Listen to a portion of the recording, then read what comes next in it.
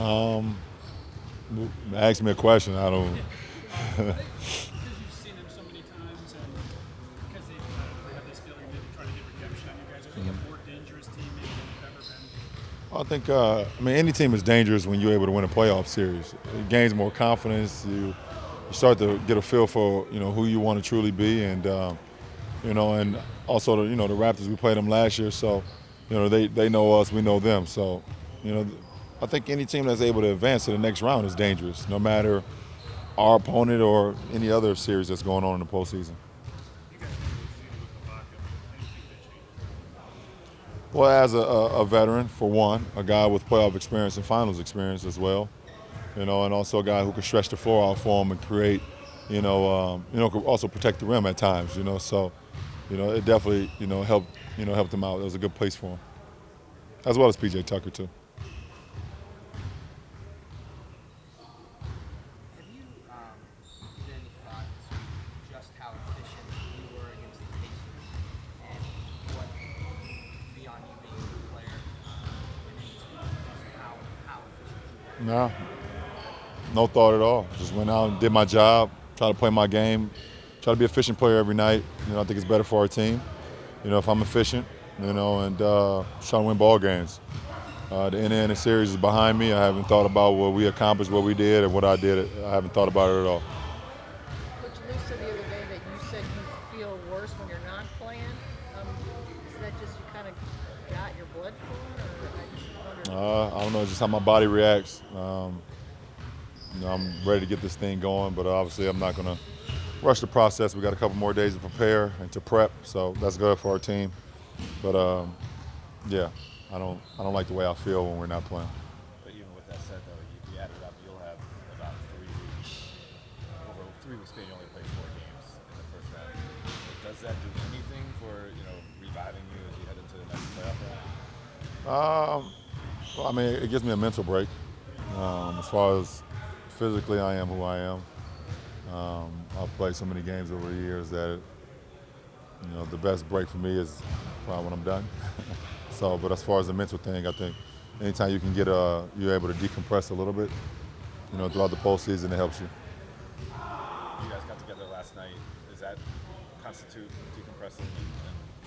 No, that's just who we are. We try to do that at least one time every series, in between series. We did it before the first round series, and last night was us getting back together, before this next round to watch the game and see who our next round opponent, if Toronto was able to close it out, and they did. So, it's just something that we always do as a team. Ron, along those lines, what does a sweep or playing well in the first round do for a team's cohesion and chemistry? Well, I mean, for us, we just try to get better every game. We had some quarters that were great. We had some quarters that was not so great in the first round. But I think as a full collective of 4 games, I think we got better. And that's all we wanted to do going into a first round, no matter if it took 4, 5, 6, or 7. We did that. So we feel good where we are right now. But, the first round, like I said, is gone. We can't think we're going to play as well as we did at times in the first round and bring it to the second round. We gotta make it happen and not talk about it. Guys didn't like the defensive attitude and the intensity. It just get ratcheted up because it's the playoffs, and that's just a natural thing that's going to happen because these games are so important. Well, I think every game is important, but I think to be able to plan and know the attack that you want going into a playoff series, you have more time for it. Like I said, you got 4 and 5 nights in a regular season. You don't have a lot of time to prepare for your opponent. So in a postseason, I mean, look at us now. We have 3 today, Saturday, Sunday, Monday. We got 4 days to prepare for our opponent. So you're able to go over everything and know what you want to do going into the game. So it'd be more sharp. So I think that helps, especially defensively. What does it What does it say about the Raptors that they blew a 25-point lead and then had enough to hang on? Doesn't matter. You blow a lead, as long as you win. You blow a lead and you lose. I mean, that happens at times. I mean, at the end of the day, they kept their composure. Tie game. Corey Joseph hit a 3. They get a stop. DeRozan goes middle. He gets a dunk, and the game is over. So you make plays.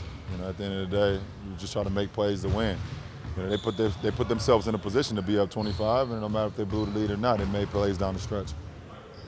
Talking about getting a game plan and executing it. How much do you trust Ty in the What do you mean how much I trust him? Just when you see it, can you quantify the faith that he needs to have? Yeah. We won a championship with his game plan. So, But is that when it came? what do you mean? I've always had faith in coach. Before that? Yep. When you guys work out in between rounds, try to stay in shape, adding competition to that process, how does that help the group? It just keeps you physically and mentally sharp, keep you at an edge.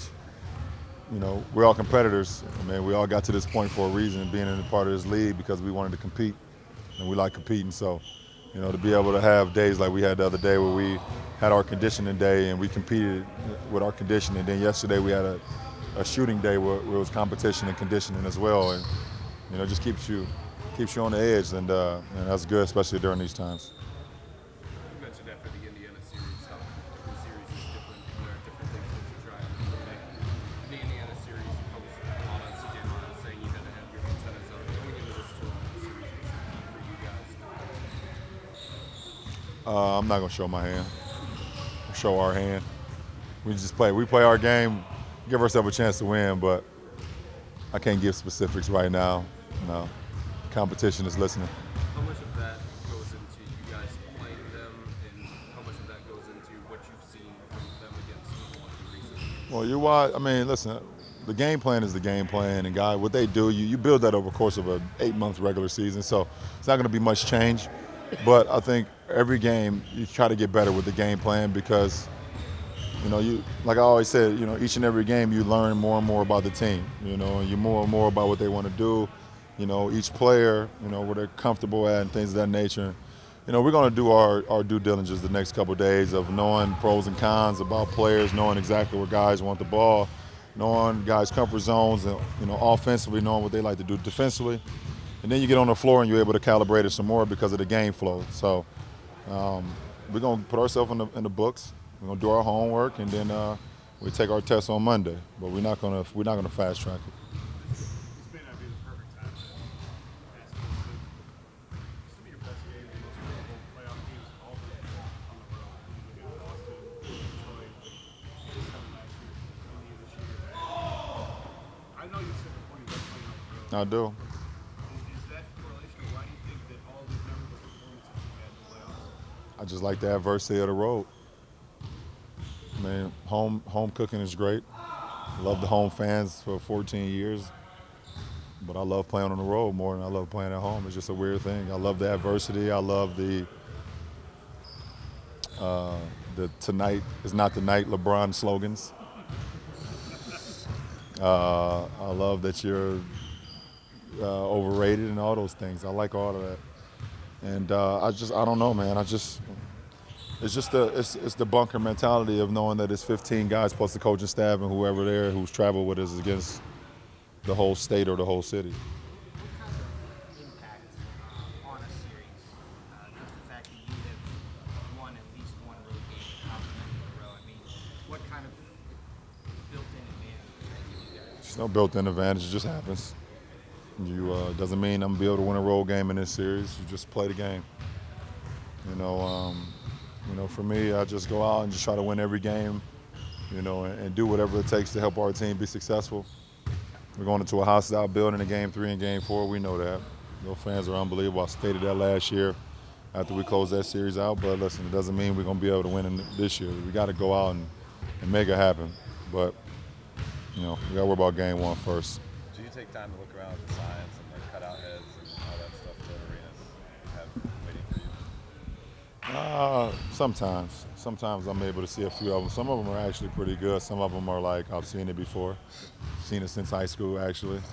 But some of them are pretty good. They take a lot of time out of their day to try to figure out how to get my attention away from the game. But I'm able to look at all the signs in the crowd and still maintain my focus on the court, too. So it doesn't do much. All right, guys, thank you. That'll do it. Appreciate it. Thank you. I know you're locked into the playoffs. Do you have a chance to pay attention to the NFL draft at all? And what do you think of Myles Garrett? I did not get an opportunity to watch any of the draft, but I did see the Browns took Myles Garrett. They took Jabril from that other school. and then they took a receiver as well, right?